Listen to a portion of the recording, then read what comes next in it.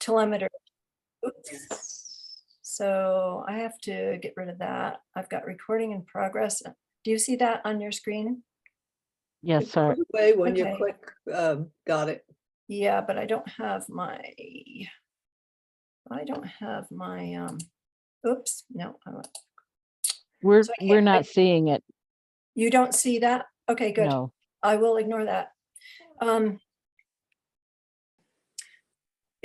So there are 15 individuals that flew up into Canada from the Appalachian Mountains.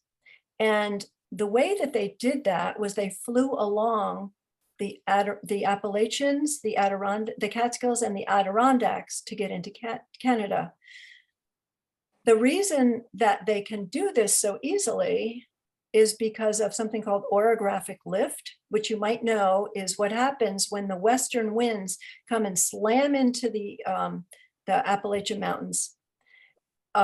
It forces the wind upward thousands of feet, and it makes a kind of a cushiony airflow across along the tops of the mountains. And the birds can pretty much float their way up to Canada along the mountaintops. It's a very efficient use of wind, and it works really well for the golden eagles. Another thing that they learned was that the eagles tend not to fly over large bodies of open water. You see they're avoiding the Great Lakes there. Golden eagles are not especially designed for long distance flight. Balds are better at that than the goldens are. The goldens are fast flyers who go shorter distances. So that's why they need a little help in these long distance migrations. The one individual that you see who was dancing to a different drummer, who is in green and decided to go to Canada by way of Michigan, he obviously didn't have mountains to fly along, but that individual was using a different strategy. He was flying on the thermals that form when sunlight heats the ground, which heats the air above it, and it circulates up to 12,000 feet. And so you will see that when you see turkey vultures or other raptors kettling, and they're circling higher and higher in the sky, they are on thermals, and glider pilots like thermals as well. So this is a map of one of our telemetered birds who was actually using thermals to migrate.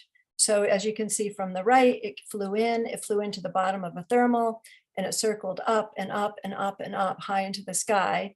It floated out of the thermal over to another one, and then it went up, circling higher and higher, and it kept flying out of thermals, hitting the new ones and flying higher so that it could go as far as it wanted to go. And that's a great strategy for any birds to use to fly. This is a migration map of more than 100 individuals that were telemetered in this project. It shows a full year migration. The yellow is spring migration up into Canada. Green is the breeding and nesting of the birds up there. Orange is their migration back down into the United States in the fall. And black are the areas where they overwinter. So the most significant map for New York State is this one, because it shows important migration routes. The corridors that they use, the lightly used corridors are in light blue, the more heavily used corridors are in dark blue. And you can see that the area that's in the central bottom of the state, which is where Pennsylvania hits New York State, at Delaware County, is heavily used by golden eagles. It's because of the air currents through there. So that makes it attractive to the birds, and it also makes it attractive to the energy industry. There have been several wind companies who have proposed developments in that area. So let me say that the Audubon Society, as you know, supports wind power, solar power, alternative energy powers, anything that's going to keep our planet from heating too much, but we also would like to keep our birds alive. There's something unique about the way golden eagles fly that steers them right into windmill blades and towers. It's because they are hunters, and generally they're hunting while they are flying. They don't necessarily expect that something is going to be in their way. They know they're flying above the mountains. They don't expect trees in the way. And so if they hit a tower, they don't expect it and they don't avoid it. This map has been very useful in helping New York State different departments, regulatory agencies, and the Department of Environmental Conservation to help guide them in the permitting process for energy projects. It's exactly why we do this research, to help to figure out what the population needs in order to survive. So, so the researchers knew that there were overwintering golden eagles as far north as Pennsylvania, but they didn't know about New York State. How far north did they go?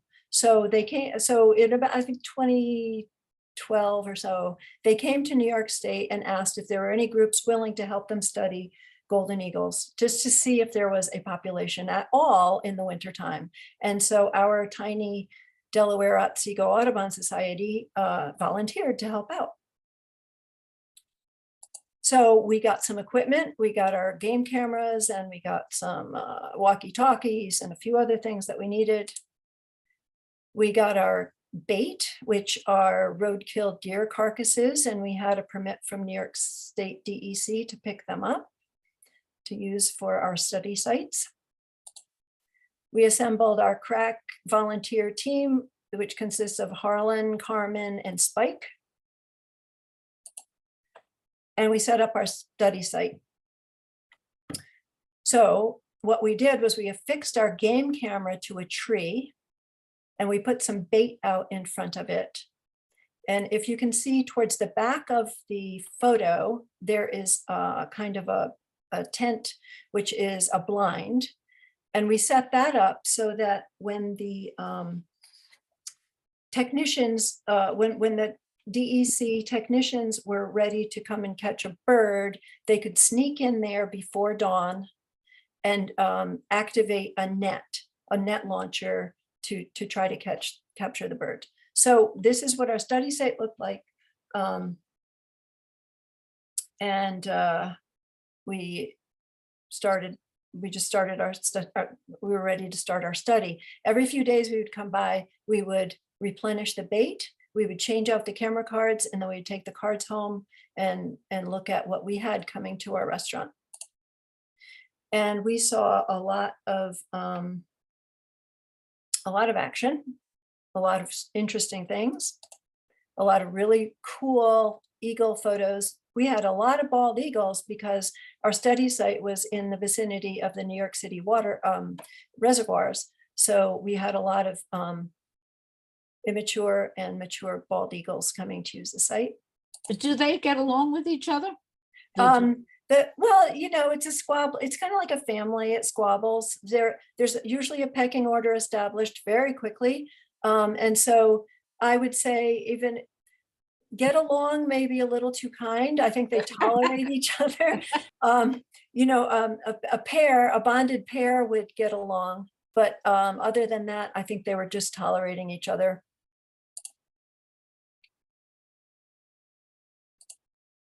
Occasionally a golden would come in, and that was always fun to see those. So we did prove the existence that, yes, golden eagles were coming to New York State, but we also had to figure out how common they were. It was hard with just a few study sites, but we did our best to do our documentation.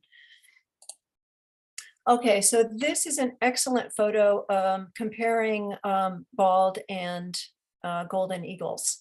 For example, if you look at the heads, you know, obviously the coloration, but more than that, if you look at the shape of the head, the golden eagle seems to have a slicker, smaller head. If you look at the stance and the posture, I like to say that golden eagles look like fighter jets and bald eagles look like linebackers. They just seem to stand differently. And I think it's because they fly differently. Golden eagles are hunters. And so they're always, they have to be fast and they have to strike fast and they have to be very, very aggressive.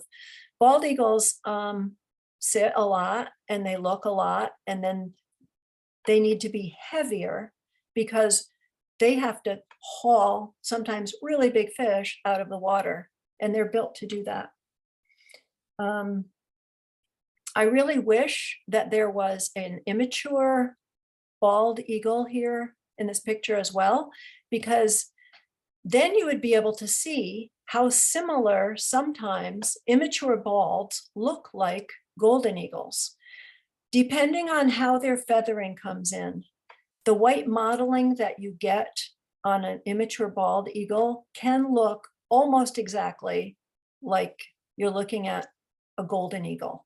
And especially if you have a small one with a smaller head or just a different kind of stance, it can really fool you. We've been fooled many times by birds that we had to look really closely to see that it was not a golden eagle, and we called those the imposters.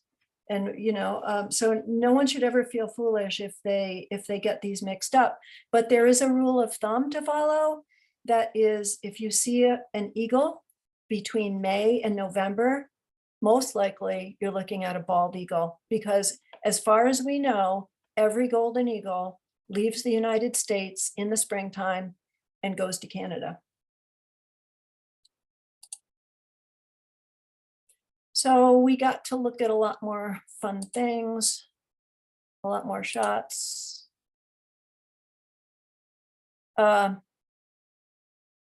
So this this is a golden eagle that we wanted to capture. And what we would do is we'd wait until a golden was coming in consistently, because we didn't want to have the whole operation get activated and then not have it show up. So this golden eagle had shown up several times. And so we called the New York State DEC, and they sent their technicians out who got into the blind before dawn when it was very cold, very dark. The other participants, we were in a cabin with our coffee and some heat, but these guys were just out in a cold, the cold blind there. Luckily, this eagle came in very early, before 8 o'clock in the morning. Sometimes they would come in the afternoon, and sometimes they wouldn't come in at all. This one came in early. The technicians gave us a call on the radio, said we caught a bird. Can you see on the side of the photo is just a little tiny bit of the eagle that just got caught in the net. They almost missed it. Can you see that? Yeah? No? Where did you say that was? I'm sorry. Okay. On the right-hand side of the photo, there is a very small, there's a big lump, and that is the golden eagle. Can you see it? No, I think it's because the gallery. Yes, I see it. Oh, if you have your gallery on, then you probably don't see it. Yeah. So how do you, well, okay. Anyway, so they just barely caught that one. They called us on the radio, said we got a bird, and we showed up to help them extract the bird from the net. So the safety and comfort of the eagle is the most important thing of all in this entire study. So at this point, we are moving very slowly. We are talking in very low voices. We get a hood on the bird as quickly as we can, because when you cover a bird's eyes, it relaxes, and that makes it so much easier to work with. We took the eagle to an unheated garage to work on it. And the reason it was unheated is because it's for the bird's comfort, not our comfort. If we had gone into a heated space with this bird, it would have quickly overheated, and that could have been detrimental and wouldn't have been good for the bird. So we chose on all of our birds, and we always do the whole study, that we are uncomfortable, the bird stays as comfortable as possible. We took head measurements and beak measurements. There's a really good shot of the hood that we used on this guy. We took feather samples that are analyzed by the researchers, measurements of an isotope of water that are found within the feather can tell us exactly the latitude where the nest is located. And every single bird in this study, and there's over 200 at this point, has been hatched out in Canada. It's a very bizarre and wonderful science. We take talon measurements. So this is the business end of the bird, right? You want to make sure you have a really good holder, somebody who's going to keep that away from you, because if an eagle decides to talon you, it will hold on until it decides to let go. And by then, significant nerve damage or blood loss could occur. And my husband is a very good holder. And so he got called on a lot to be part of the program. And these talons were probably 2 or 2.5 inches long. We take lots of pictures of the feathers. And with that, I put together my own cheat sheet of aging of golden eagles. It's a little hard to do if you haven't done it for a long time. And this was very helpful with our data collection. It just basically shows you that the white on a golden eagle molts out to brown, dark brown or light brown, depending on where it is. And if you look at the beautiful tail feather there, the tail of this bird has this beautiful big white band, and that will change to a striated, a light brown tail. It's absolutely gorgeous. I just love the feathers on these birds. The last thing we did was to affix the telemeter. So this is called a backpack system, where there are 2 Teflon ribbons that cross in the front of the breast and then come back around and hook again onto the telemeter. We don't glue anything to the bird, and we don't sew anything to the bird or the feathers. The telemeter is kind of self supportive, and we make sure that the ribbons are worked into the feathering so that the feathers are unhindered, and that also movement and flight is unhindered. And sometimes it takes a while to do this, but we make sure that we do a good job. And then finally, we make sure that the bird's movement, that the wing movement is natural and normal. We give it a chance to stretch its wings.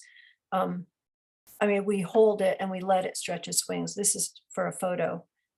By the way, this is one of my best birds, because this again is one that has a beautiful tail. Just love this. Beautiful. It looks like artwork to me. And so they're just gorgeous animals, I must say. We offer the bird a last meal before we release it. And this is Bob, the mini eagle. And we named him that because he was the smallest eagle we ever had. He was only 8 pounds, and he ate more than any other eagle ate. The males will usually eat, and the females will never eat before we release them. We take a headshot. This is Greg. He's our supermodel. You can see he's absolutely gorgeous. That orangey feathering of his was just unique, really special. And then we get ready for the release. So this is my husband holding Jean, who is the big bird. She weighed over 14 pounds. We did not have a leg band big enough for her. And the hood that we had did not fit her correctly. She was able to see some light through the whole process. So she was feisty. She was ready to go. And then we release the bird, and the data starts coming in. So the researchers made so many maps of our data, and that was so helpful. This is Jean, again, the big girl that we released. For 38 days, she hung around, and she had more than a 500 square mile home range while she was in the area. With Google Earth, we could take one of these points where she was, we could actually zoom down to the exact tree that she had been roosting in to get an idea of what they need for roosting. And this is a great map of 5 of our birds that migrated into Canada over a few years. So the red track is from Bob the mini eagle, who I call him the couch potato because he only went to the Gaspé Peninsula and hung out up there. So he was kind of like a short distance flyer. Greg, our supermodel, is in orange, and he went all the way up to the northeast shore of Canada. And that's where his story ended, because he was caught in a hunter's snare. And that is very common in Canada. There are a lot more hunters and trappers up there. It's not unknown, though, even here in the Catskills, we've had the same thing happen to a golden eagle. Not one of ours, but one that was not tagged. So anyway, the hunter was very honest, because it's against the law to actually kill an eagle, but he returned our telemeter through the Canadian game officials. They got it back to us. And we were very happy to get that back. So the purple and pink track is made by one of our birds, Marie, in 2 different years, 2016 and 2017. She's our long distance flyer. You can see that she flew thousands of miles each year. And last year she did the same thing. She's still going. She's still going all the way up to Hudson Bay. She has not nested yet. She's 10 years old, and we're hoping that she will. But I guess she hasn't met Mr. Right yet, so she keeps looking for him.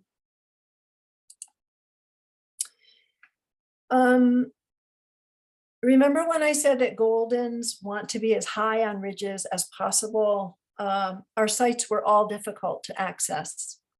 When we set up a site, we had no idea really what the winter weather would be. And if we were lucky, a mild winter meant that we could use an ATV or a pickup truck to take our carcasses up to the top of the hill to get to the site. But most winters we needed a snowmobile. And this was one way that we got them up. But when the snow got too deep to do this, because they would bog down, my husband ended up sitting on the carcasses to take them up to the site. It's a very difficult thing to run one of these study sites all winter long, and we did it for 6 years. So the fun of the game camera was to see what was coming in. We got to know the individuals of the local coyote pack, and we became very fond of them. They are very underappreciated for the important role that they play in ecosystems, especially here in the Catskills. They're hunted a lot and trapped all the time, but they are amazing individuals and a really good family unit. They play, they fight, they play fight, they mate. They chased the ravens off of the bait and challenged the bald eagle. And this is a really rare picture to have because almost no one ever challenges a golden eagle. They are very aggressive birds and with very large talons, as you saw. And for this coyote to be challenging the golden, I guess means that the coyote was really hungry and didn't want to share the food. We got other species coming in as well. So that's a nice barred owl that came in. This is a fox, a red fox.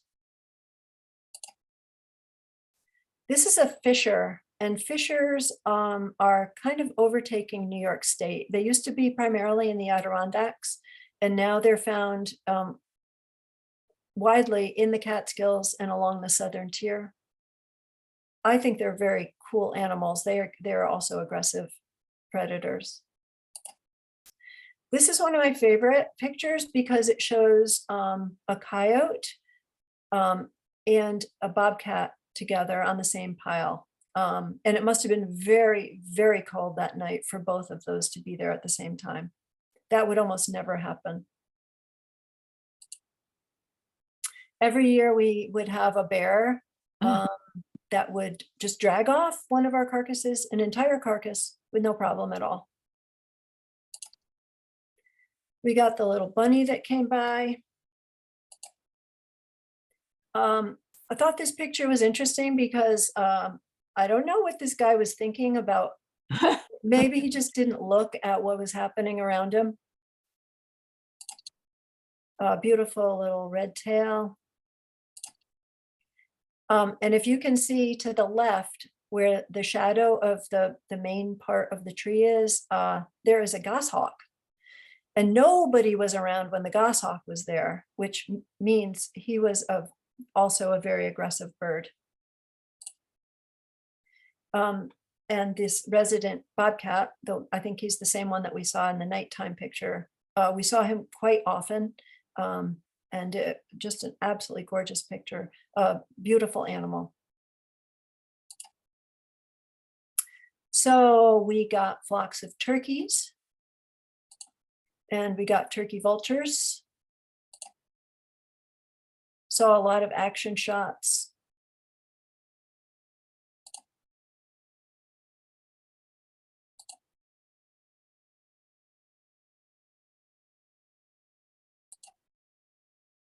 I feel like this bald eagle is about ready to start conducting a symphony.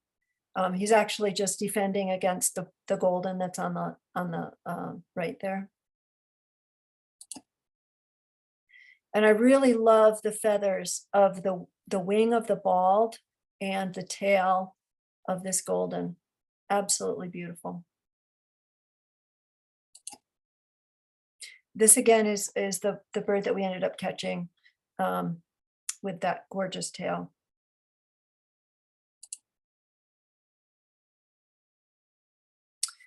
So this is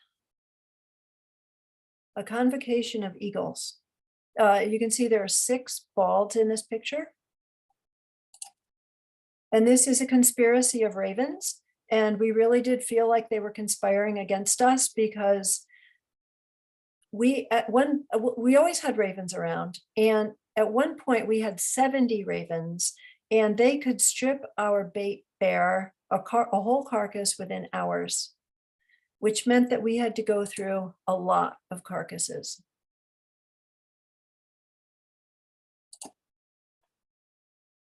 So I'm going to finish this presentation with the story of Maxine. So Maxine was the first eagle that we captured. We got her at 6:52 on the 8th of February in 2014. And she was a real celebrity. She had her own paparazzi.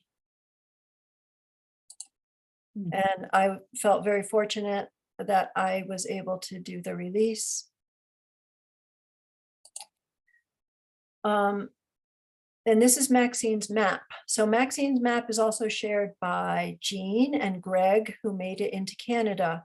But if you look towards the bottom of the map, Maxine is in blue. Her tracks are in blue.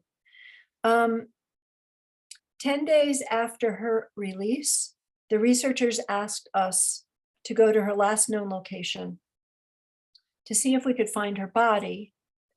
Her cell transmitter was no longer transmitting and her battery wasn't charging, and those are both evidence that she was probably dead. For a week, more than 20 of us combed through the area around her coordinates, the last known coordinates, and that was a farm right over the Pennsylvania border. And we never found Maxine. But the interesting thing, we kept finding out little clues here and there about what may have happened. The farm was adjacent to a property that was open for boar hunting. It was a canned hunt facility where they had imported Eurasian boars so that hunters could pay money and go shoot the boars. But the fences had deteriorated and the boars had escaped over onto this farmer's fields where they were causing tremendous damage. They were causing so much damage that the USDA came in with helicopters and sharpshooters and shot the boars. The boars were left in a pile on the farmer's fields. The farmer said he saw a bald eagle and what he thought was a golden eagle feeding on the pile of boars. Then we found out that very recently, to our looking for Maxine, a bald eagle had been picked up and taken to a wildlife rehabilitator. It was sick, and it turns out that it died, and the reason was lead poisoning. The sharpshooters had shot the boars with lead ammunition. We think that the same thing may have happened to Maxine. We feel that the bald eagle was probably the bald eagle the farmer saw feeding on the pile of carcasses, and that Maxine had as well, and that she also had died. So these are our boars. Her death inspired a new campaign for our Audubon Society chapter to educate hunters and the public about the effects of using lead ammunition for hunting. Upon impact, a lead bullet, even one that's encased in copper, shatters into hundreds of tiny pieces and that are scattered throughout the meat and throughout the gut piles that are left in the wild. Down at the right-hand corner of the picture is what that is a pound of venison, ground up venison that was donated to a food pantry in Minnesota. The Minnesota Department of Health decided to start x-raying venison that was coming in because, as you can see in this photograph, all those tiny white spots are pieces of lead. And this is going to people who are hungry, who are obviously going to eat this, feed it to their kids, and it's a health hazard. Minnesota is the only state that we know of that is doing this. Other states don't want to talk about it. We have tried talking to our food pantries, to our New York State Department of Health, New York State Department of Environmental Conservation. There's been very little movement on this, and it's a health hazard, so I don't really understand that. But we do have a project out to help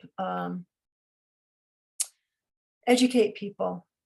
And we found that our biggest converts are the wives of hunters who have small children. And when they see this and they learn it, they tell their husbands, if you want to bring venison home, fine, but don't shoot it with lead ammunition. There are alternatives out there that hunters can use. The Eagle Project has shifted focus to study and better understand the golden eagles of the Midwest region now, as well as studying known bonded pairs to get more information. The information that they gather will be used to develop protection strategies and guidelines for states and the energy industry to employ to ensure a healthy population and a future for golden eagles. The original researchers were Dr. Todd Katzner, who now works with United States Geological Survey, Dr. Trish Miller, who got her PhD working on this project. She now runs a very successful bird conservation group called the Conservation Science Global. And Mike Lanzone, who now owns Cellular Tracking Technologies, who develops telemeters to study wildlife. And that is the end of my presentation. Okay, I was interested in that, the hunters that killed one of the eagles. I forget which name it was. It wasn't Marie, it was another one. Right, it was Greg, our supermodel up in Canada. Why are they killing him though? No, so it wasn't actually the hunter that killed him, it was his snare. Oh, So there is an education outreach in Canada to help their hunters and trappers how to understand better how to set their traps so that there is less danger to other species, besides what they are trying to trap. There are no hunters that I know of would actually kill an eagle, but there are people in the world who do that, either for fun or because they feel like their livestock is threatened or whatever. It's a volatile issue, to say the least. it's the same thing I'm sure about, with the wolves released in what was it? Not Yellowstone, right? Yeah. Yeah, that kind of thing. Yeah. Yep, precisely. And with our coyotes that we have too. It's it's a whole other thing. Mhm. So we try to do the best we can with what we have. Margaret, So- how many carcasses do you put out when you're baiting your area? So each study site, we would generally put 2 to 3 at a time. And That lasts for how long, generally? well, it depended on the ravens and the coyotes and whoever else was eating. We felt like if we put out 3 carcasses, we'd be pretty good for 3 days. Wow. Yeah. Shoot So the animals that you use the carcasses to track the eagles? did you say, are they shot usually? Yeah, does your group shoot them? Oh, no. So we were using roadkill deer carcasses. We would pick up or DEC or the road crews that removed deer that had been hit by cars, and they saved them for us. Mm. So they were So- just kind of naturally hit and died, unfortunately, and then we used them. We also had a couple of farmers who, if they had any of their cattle die, as long as they did not have any medications in them, we would be able to use those as well. But Mm. that was Margaret, there's a couple of questions in the Yes. chat here. sure. Thank you. Do you have an estimate of the number of golden eagles that overwinter in the Catskills? We don't. And the reason we don't is because the Catskills are really large. And our handful, there were 6 of us running these study sites through the years. We found no one else to volunteer to do the work. So we could only run as many sites as we could maintain, which might be 2 during the winter, each winter. We did not cover enough geographic location or area in order to even have a guess. But we knew that at our sites, we were having between 12 and 20 golden eagles coming basically each year. And those individuals would change. They were not often the same ones. Mhm. It's really hard to tell, and our researchers did not have enough data. It would have been great to have 5 or 10 study sites in the Catskills. Then we could have given you an answer. I would love to know the answer to that, but so what we did was we proved that in New York State, there's an overwintering population, which the DEC had not even known about. Mhm. So also a question, when coyotes and eagles face down, who backed down? The coyotes did. The eagles always won. The area where you were looking for the missing golden, is that near Port Jervis? It is west of Port Jervis. It's closer to Hancock, Ah, okay. but the Port Jervis, Ellenville area is very popular, especially with one of our telemetered birds. She spends a lot of time down there. But we have found that when we check out locations, we can generally find either a hunter who is putting out carcasses to bait in something that he wants to shoot, or we're finding them at processing plants where there are, deer cutters or cattle processors, and then there are like leftover Entrails, yeah. entrails. Yeah. So they're being drawn to areas where people have things for them to eat, Mhm. I guess. Every year, did you trap certain golden eagles and ban them? So you knew basically the ones that were coming to you? Right. So each time we trapped was to individuals that were coming in. We were trying to trap as many as we could, but there were constraints that had everything to do with when the DEC personnel could come to do a job, or the weather, could we actually get to the study site on that day? Mhm. It was all opportunistic, that if the opportunity presented itself, we took it. And so over the years, we were able to trap 8 golden eagles. So that's a lot of,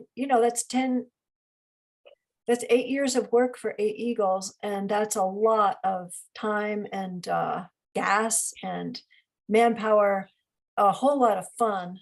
I mean, it was worth it.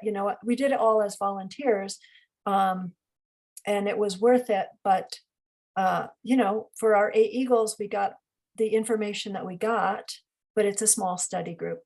Mhm. Yeah. So Um, when they're not scavenging, what are they hunting? So they hunt I'm sorry, not eagles. They hunt turkeys. They will hunt rodents that they see scurrying along the ground. They can take fawns. They could take anything up to a small deer fawn. But we think that in the Catskills, turkeys are a lot of what they take. I was going to say that the photos are great. What area, were you just in one area in particular?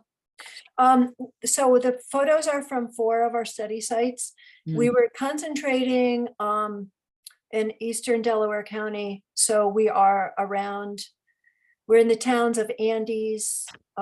We had 3 sites in the town of Andes. We had one site in the town of Hardenburg, which is near Bel Air. It's on the kind of like the backside of Bel Air. What's the name of that town? Hardenburg. Oh, okay. That probably is the smallest town in New York State. Yeah. So these are around the Cannonsville and Papacton reservoirs. And how cold was it on some of these days? 0. I don't think we ever trapped on days that were below 0. Generally it was in the teens or 20s. So it was pretty cold. Now, is there any statistics with the eagles and the raptors up there with drones? A lot of people are telling me that there are many times the raptors are getting drones. I don't know of any here in the Catskills where that's happened, Oh, okay. but I know that they've trained eagles and hawks to go after drones, and that if they are feeling that their nests are being threatened, they would definitely go after them. I can totally see them doing that. Okay. Yeah. Any other? Do we have any more questions from the chat, Jen? Not in the It deals chat. with drones. If anybody else has a question, feel free to unmute yourself. I think that it was. How do they deal with a drone? I mean, it's not soft like an animal. No, I think I'm not sure that they don't get injured when they do that. I mean, I think there's really a chance that they could get injured, but I think that they hit it with their talons and they collide with it and to take it down. And I'm hoping that they don't get hurt very often.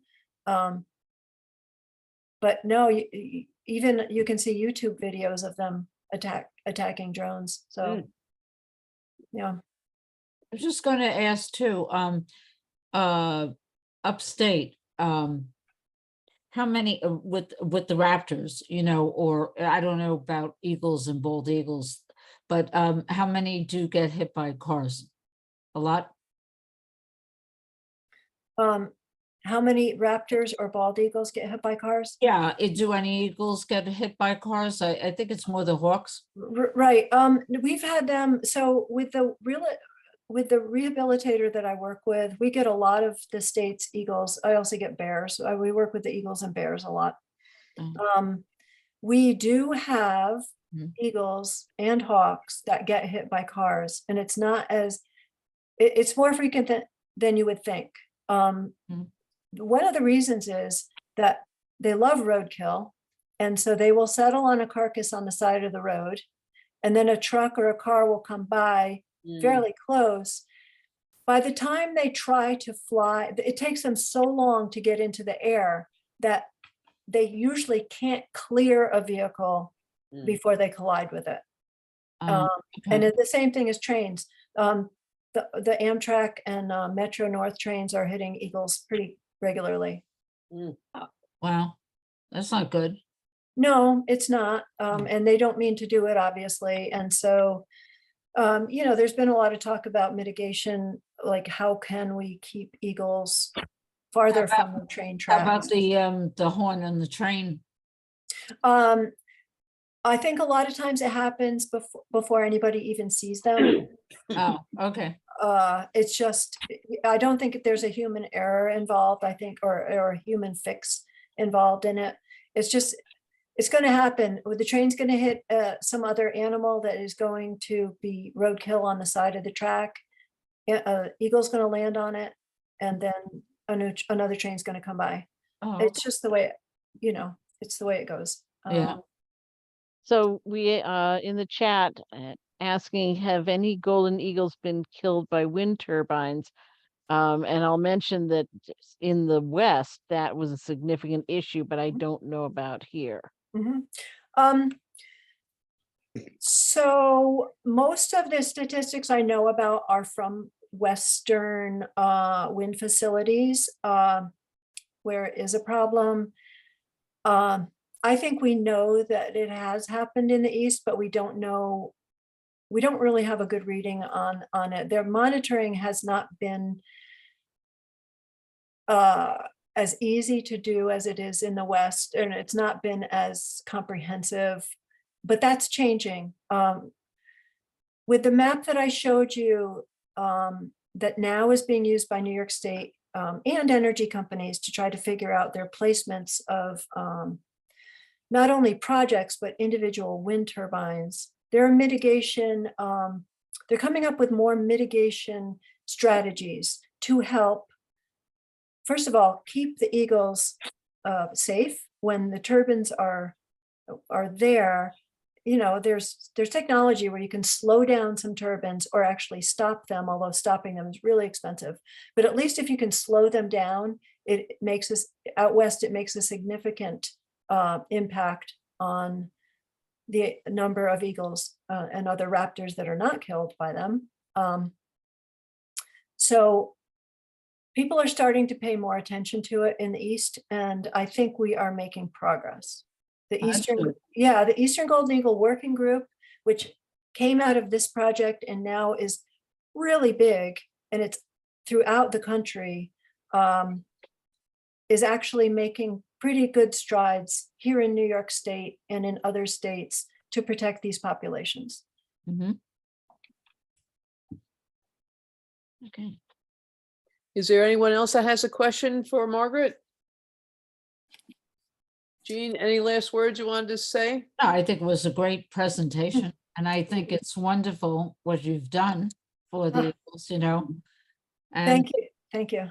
And, you know, and I think about the turbines, I was saying, you're saying mitigation thing, obviously they fly over certain areas to catch the currents. Right. And it seems like it's in the mountains, like it's the, you know, the same mountains going up, so you think they might not put them there.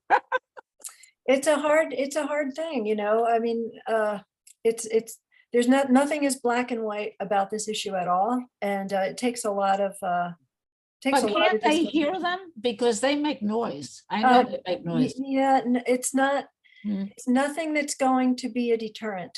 Yeah. It does not make enough noise in order to deter any of the birds. One strategy that's being tried as we speak is to paint, if you can paint a rotor blade a different color. Like what happens if you paint one rotor blade on every wind turbine a different color to make it more visible, to make this spin more visible to the birds? Is that going to slow them down or perhaps change their trajectory so they go around or over the turbines? You know, so these are that's not the only experiment that's going on, but there are a few things that they've done in Europe that we're going to try here to see if it works. Well, it might break up the pattern too. I mean, Right. just having another color would break it Sure. up. Yep, Yeah. it may make it a little more observable. You'd think they could manufacture them that way. Well, I think they, It Yeah, makes I sense to think- research it first before painting them. These things are huge. yeah, no, So- they definitely talk to the wind turbine companies and but I think they're going to try a few things. They're just going to see what happens and what works. So, Margaret, I want to thank you. It was a fabulous presentation, Fabulous. very Great informative. presentation. I've Thank you. learned tremendous amount about golden eagles and the difference between them and the bald eagles. Thank you for your great research and diehardness of staying in the cold, getting the data for us. You've been a Thank you. marvelous role model. Thank you Oh, so very much. I appreciate it. I want to give a little call out to Phil Robelo. Did I see that his name was on there? I just wanted to ask you one other thing too. Do you ever see up in the Catskills a puma, a mountain lion? Oh, so Mhm. so the answer could be yes or maybe. So I have not. I have friends, family, and other people who swear that they've seen them, and it doesn't. So I know that they are not a breeding population here in the Catskills, not yet, and possibly they could be. And I believe that any big cats that people have seen were either released, escaped, or that one that we had that came all the way from, was it Wisconsin? Wyoming, the one that came across the United States and was hit by a car in Connecticut, Mhm. came through the Catskill Mountains. Maybe somebody saw that. So I think it's possible to see them, but I think that they probably were captive at one point. Mhm. And I won't be surprised if eventually we do have a breeding population, but right now I firmly believe there are no breeding populations of mountain lions in the Catskills. Okay. All right, Again. thank you. Okay, Thank you. It was great. Thank you. Thank so you. much, Great. Margaret. Thanks for having me. It was wonderful. Thank you so much. And Thank you. everybody, thank you Hi. for being Bye, and Phil. joining us. And have a happy birding week or two And- and enjoy your summer. Right. Jennifer, thank you for doing this Zoom program for us. And I'll be speaking to my board via email. Thank you, everybody. bye. Bye-bye. Jennifer, is Back, this we'll going be to be back on the with website? programs. It was great. Have a Jennifer? good Back in the weekend. Have a fall. good night. Okay. Thank you, everybody. Have a good Bye. night. Thank Bye-bye. you. Bye-bye. Jennifer, is this going to be on the website? Yes. Missing the beginning, but yes. Thanks, Jen. Good All night, right. everybody. Good night, everybody. Thank you. Good night, Jill. Jean, nice job. Thank you. All right, good night. Bye-bye. Night all.